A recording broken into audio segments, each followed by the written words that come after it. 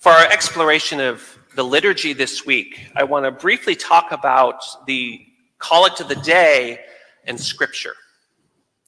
Scripture is the foundation of our faith. It is what guides us. We hopefully draw comfort from it. It is what nourishes us. It is what guides us through the week, which is why we immerse ourselves in it almost immediately during the service.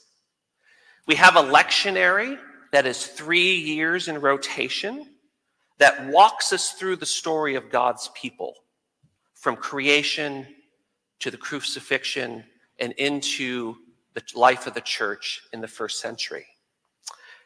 It's the same story year after year after year, but each year in the lectionary is told using different readings from different scriptural authors. So we learn and see that the same story unfolds through the eyes of all of the different authors.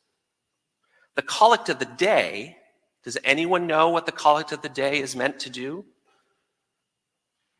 Not surprising.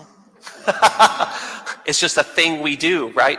But if you actually paid attention to the collect of the day, what it's actually telling you is this is the theme for this week's readings, which is why it always comes right before the readings. So if you have no idea how the 3 or 2 readings are supposed to go together, you're not alone.